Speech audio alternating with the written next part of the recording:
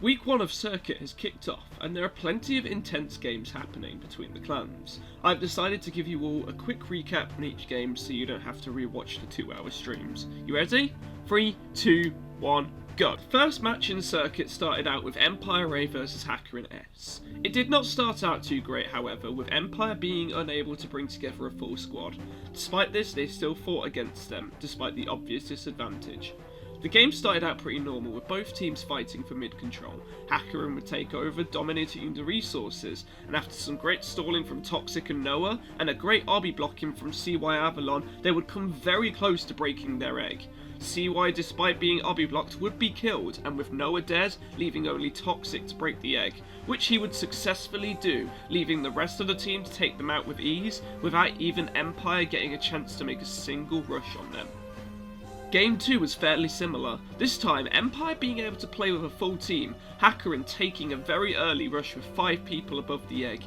Empire will wipe the team after the egg break, leaving only 6 alive, but with HackerAaron's resource domination, would finish them all with ease, leaving a 2-0 victory for HackerAaron S.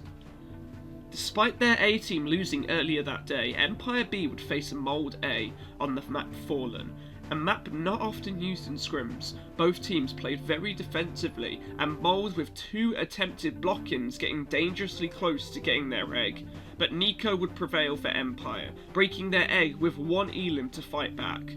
Mold would fight back, and EVQ would break Empire's egg, leaving both teams with no egg, but with better PvP, Empire would take the first game. Game 2 would unfortunately not happen due to both teams being unable to queue each other for a long time. The victory would overall go to Empire B 1-0.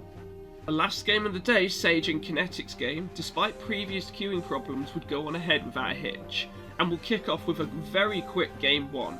Kinetic, only with 7 players, would suffer greatly, but thanks to a very early box-in and rush from Adam the Apple, and a huge slip-up from the Sage defense, Kinetic would instantly take the egg, leaving them to cleanly wipe out Sage with ease, giving Kinetic their first victory. The second game, however, would be far more interesting than the first, with Kinetic failing to put up their egg defense in time, and Will on Bread would get their egg with ease, with an early rush. Kinetic would need to clutch with only 5 players left. However, the round would end poorly for Sage, getting disqualified for using 2 bows, when the rules state only 1 bow user. Despite this, Kinetic decided to play on, knowing full well they had won, and would take back the egg and clutch the game to properly solidify their dominance. Kinetic ending up the set with a 2-0 victory. Toasters A and True A would face off the next day. True only playing with 7 people. Would it be a loss for True? Well, Game 1 kicks off fairly well. Toasters holding up a solid defense, but thanks to True dominating mid-control, they would outgear them, allowing Jakaido to get Toasters' egg, and eliminating them all with ease. But just like the Sage game, True would be disqualified due to them having a second bow user, meaning despite them winning, Toasters would take 1-0. The next game would not be too dissimilar for True, taking good mid-control, and despite Toasters' effort, Jakaido would get an amazing block-in to take the egg.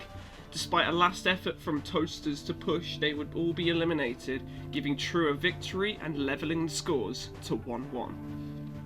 The final game would be a lot smoother for True, being able to get 1 more player. They would dominate mid-control yet again, and will get enough gear to take the egg for the final time, this time with Oof64 along with stalling from Midonashi. True would wipe out the rest of the team yet again, finally concluding the set with a 2-1 win for True. HackerAaron B would play their first scrim of the season against Sage A, both playing with only 8 players each. The game would start out with a very early push from HackerAaron, with Hackusated getting very close with a block-in.